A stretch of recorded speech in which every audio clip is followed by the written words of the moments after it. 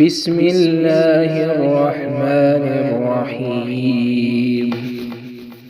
ألف لام را. كتاب أنزلناه إليك لتخرج الناس من الظلمات إلى النور بإذن ربهم إلى صراط العزيز الحميد. الله الذي له ما في السماوات وما في الأرض وويل للكافرين من عذاب شديد. الذين يستحبون الحياة الدنيا على الآخرة ويصدون عن سبيل الله ويبغونها عوجا أولئك في ضلال بعيد.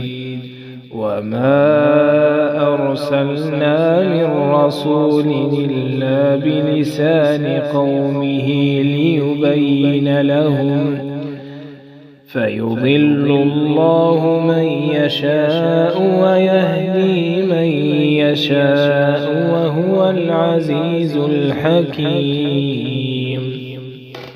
ولقد أرسلنا موسى بآياتنا أن أخرج قومك من الظلمات إلى النور وذكرهم بأيام الله إن في ذلك لآيات لكل صبار شكور.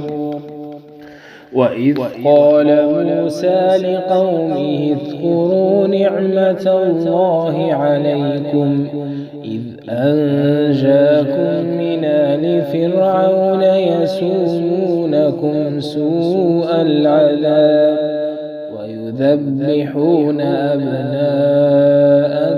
ويستحيون نساءكم وفي ذلكم بلاء من ربكم عظيم. وإذ تأذن ربكم لئن شكرتم لأزيدنكم ولئن كفرتم إن عذابي لشديد. وقال موسى إن تكفروا أنتم ومن في الأرض جميعا فإن الله لغني حميد.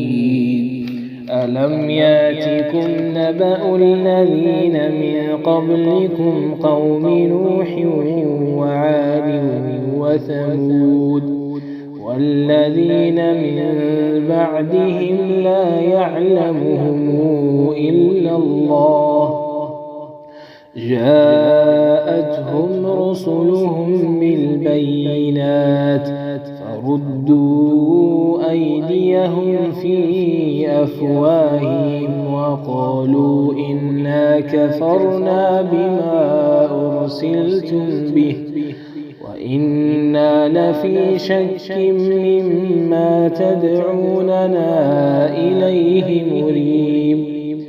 قالت رسلهم أفي الله شك فاطر السماوات والأرض يدعوكم ليغفر لكم من ذنوبكم ويؤخركم إلى أجل مسمى قالوا إن أنتم إلا بشر مثلنا تريدون أن تصدونا عما كان يعبد آباؤنا فاتونا بسلطان مبين.